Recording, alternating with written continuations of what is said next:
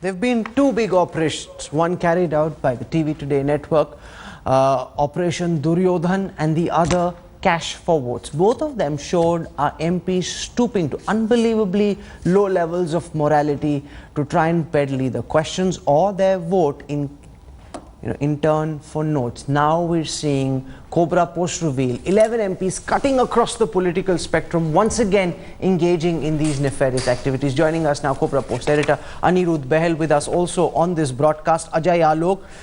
There are 3 members of parliament from the Janata Dal United. The highest ratio is actually from the JDU. Shankar Aiyar from the Congress party has been petroleum minister in the past.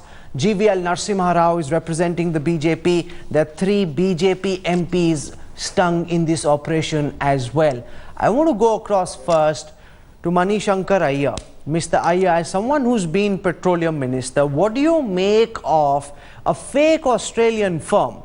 No MP bothers to check the antecedents, and cutting across the political spectrum, all of them for different price points are willing to write letters on behalf of this fake firm recommending that they be given mining rights, leasing rights in the Northeast.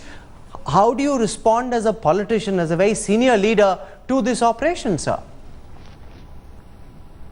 Well, I think it's completely unethical to accept money from any company, whether it exists or doesn't exist, in order to raise issues with government, either in parliament or by writing to a minister. But I want to add that no ordinary backbench MP has with him the staff, the equipment, the intelligence, the ability to be able to check out whether a particular request made to him is from a bogus or a non-bogus company.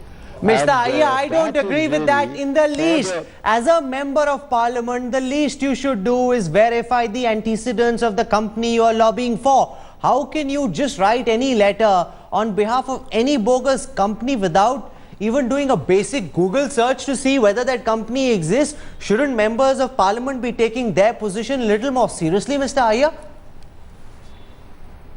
Seriously speaking, Mr. Kanwal, and as a member of parliament and not the anchor of a program, my answer is that to the extent that you are able to ascertain whatever is the validity of the request made, you can do it. But at the end of the day, it depends upon the manner in which you transmit it to the minister. If you bring it to his attention and leave it to him to investigate the matter, that would be perfectly legitimate. But they're taking money. Mr. Aiyar, they're taking money. May I finish? Can I just finish? Yes, sir. I said that the moot point here is whether they took money for it or not. If they took the money, irrespective of whether they've investigated the antecedents or not, it's completely and totally wrong.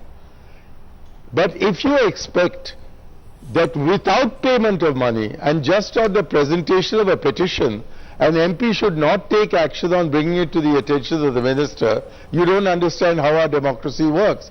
We bring matters without payment to the attention of the minister, and it's for the minister and his agencies to determine the validity or otherwise. Well, if this is... I don't think there's anything wrong in bringing a piece of information or a request to the attention of a minister, but any taking of money with or without examination of antecedents is completely unacceptable, is totally wrong, and ethically to be condemned. Well, if this is how our democracy works, then that, Mr. Aiyar, is something we need to change. Anirudh Behel, some of the MPs I spoke to in Central Hall this afternoon said that only one MP is on camera accepting the cash himself. The others have a brother or a PA, PS, supposedly accepting money. The MPs we spoke to, they refuse to come on camera. They say, we never took the money, these people are talking through their hat.